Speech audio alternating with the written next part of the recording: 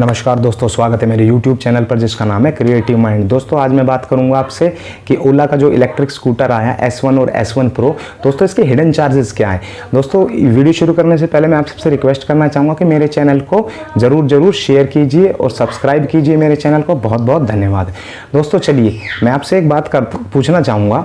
आप ये बताइए, कोई भी टू व्हीलर खरीदते हैं, जब टू व्हीलर खरीदते हैं तो उसमें एक्स शोरूम प्राइस और जो चीज़ें कंपनियां बताती है कि हमें इस बाइक में ये मिलेगा, ये मिलेगा, ये मिलेगा, ये मिलेगा, आप सच बताइए क्या वो सारी चीज़ें मिलती हैं। आप बजाज की प्लेटिना बाइक खरीदते हैं, उसमें बोलते हैं, कंपनी वाले दावा करते हैं इसमें 109 किलोमीटर की माइलेज देगा। क्या आपने कोई भी बंदा ऐसा देखा है अपनी जानकारी में जो कहता हो कि हाँ वास्तव में 109 किलोमीटर की माइलेज देती है प्लेटिना? क्या आपने कभी ऐसा देखा है? किसी से भी पूछा या कहीं भी आपके आसपास कोई भी हो, अगर ऐसा होता तो अगर 109 किलोमीटर की माइलेज वाली बाइकें अगर मार्केट में होती तो इलेक्ट्रिक स्कूटियां बनाने की नौबत ही नहीं आती। नंबर एक बात दोस्तों, ये जो कंपनियां होती है इस तरीके से टेस्टिंग और इस तरीके से करती हैं कि ताकि वो आंकड़ा जो है वो जैसे कि रेंज हो गई, ये सब चीज़ें, स्पीड हो गई, टॉप स्पीड हो गई, ये ज़्यादा से ज़्यादा अच्छा दिखाने के लिए कंपनियां इस तरीके से टेस्ट करके और फिर उसको बस ऑन पेपर ही दिखाती है। वो वास्तव में ऐसा बिल्कुल भी होता नहीं है। दूसरी बात हो गई, ये लोग इतने हिडन चार्ज लगाते हैं। दोस्तों एक्चुअली में होता क्या है, कोई भी जो बड़ी ब्रांड होती है उनके अलग से एक टीम बैठी होती है मार्केटिंग की। वो लोगों के दिमाग के साथ खेलते हुए कुछ इस तरीके की बातें करते हैं ताकि लोगों के दिमाग में सेट हो जाए, यार ये तो बहुत बढ़िया प्रोडक्ट आया है मार्केट में अपना कब्जा बनाने के लिए वहाँ बहुत से लोग, पूरी टीम बैठी होती है। दोस्तों वो बिल्कुल यही चेक करती रहती है कि किस तरीके से मार्केट को, ऐसा नहीं है कि ओला का इलेक्ट्रिक स्कूटर बहुत अच्छा है तो इसकी इतनी ज़्यादा बुकिंग हो गई, उससे बेहतर भी है। और भी कंपनियां हैं जो अच्छे स्कूटर निकाल लिए, लेकिन ओला पे इतना अच्छा रिस्पांस इसलिए मिल रहा है क्योंकि उनकी मार्केटिंग स्ट्रेटेजी अच्छी है।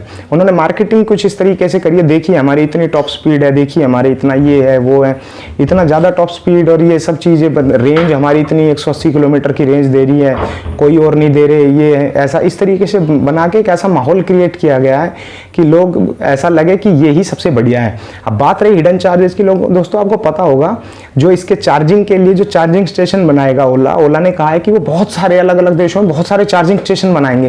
दोस्तों वे क्या फ्री में चार्जिंग कर देंगे? और अगर वे चार्जिंग फ्री में नहीं देंगे तो क्या आपको पता है वो कितने रुपए के हिसाब से या कितने घंटे के हिसाब से या किस तरीके से वे चार्जिंग के चार्ज करेंगे?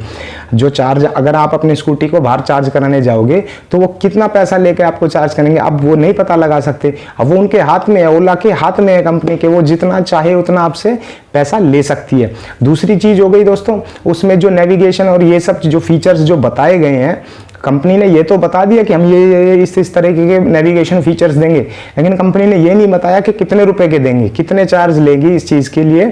क्योंकि दोस्तों आपको पता होगा जो गूगल का जितना भी जो उसका जो स्क्रीन लगा हुआ है स्कूटर के ऊपर, उसमें जितने भी फंक्शंस है, जो वायरलेस और ये सब जितने भी चीज़ें हैं, ये कहीं ना कहीं इंटरनेट से ही चलेंगे। और वो इंटरनेट अपने नॉर्मल इंटरनेट तो होगा नहीं कि उसमें अंदर अपनी एयरटेल की सिम लगाई और चल रहा है, ऐसा तो होगा नहीं। उसमें कोई इनबिल्ट कोई मोबाइल तो है नहीं।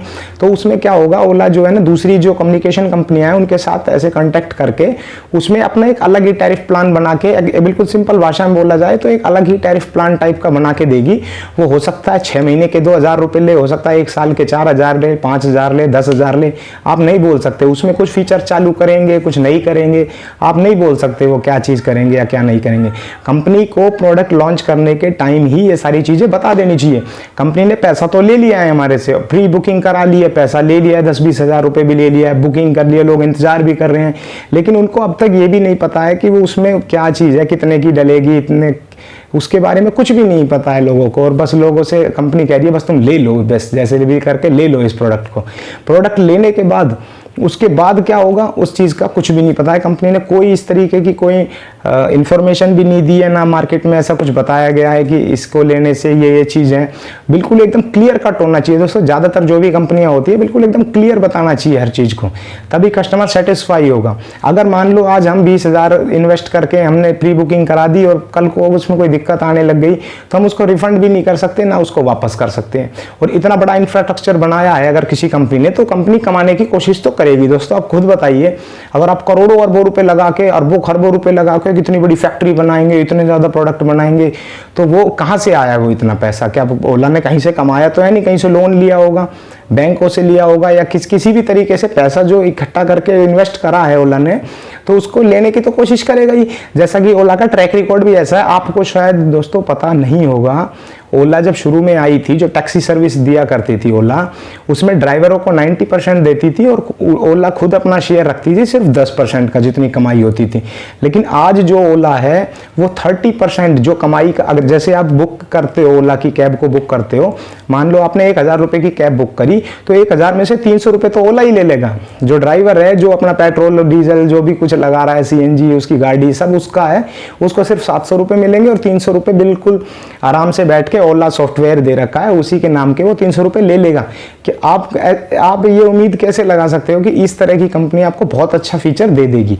फीचर तो देगी, मैं ये नहीं कह रहा बिल्कुल ही खराब है कंपनी, लेकिन कंपनी को बताना तो चाहिए एटलीस्ट कि इसमें हमें ये चीज़ें देंगे और ये चीज़ नहीं देंगे। कंपनी, एक जिम्मेवार कंपनी का दायित्व बनता है कि वो अपने कस्टमर्स को अच्छे से बिल्कुल सारी चीज़ समझा के ही कोई चीज़ प्रोडक्ट जो है लॉन्च करें। अब जैसा कि ट्रैक रिकॉर्ड है ओला का, इतना अच्छा ट्रैक रिकॉर्ड आप नहीं बोल सकते, क्योंकि ओला की सर्विसेज, आपने कभी ओला के सर्विस सेंटर पर कॉल करके देखा है? आपकी जो ये कैब फैसिलिटीज़ में अगर कोई प्रॉब्लम आती है तो आप देखोगे ना, कहीं उसका सर्विस सेंटर के उसके कॉल करने के लिए भी आपको 2 घंटा लग जाएगा, उसका कॉल नहीं मिलती ओला की। तो इस तरीके से हमें सारी चीज़ देखनी होगी। आप लो, लेकिन आप लो जो ओला का स्कूटर जो 1 लाख रुपए में वे बोल रहे हैं, आप अपने मन में बात बैठा लो कि वो 1.5 लाख से कम में नहीं मिलेगा। और जो 1,30,000 का जो स्कूटर ये बोल रहे हैं S1 Pro, आप अपने दिमाग में बैठा लो कि 1,80,000 रुपये से कम में वो किसी भी कीमत में नहीं मिल सकता आपको, उससे ज़्यादा ही देने पड़ेंगे।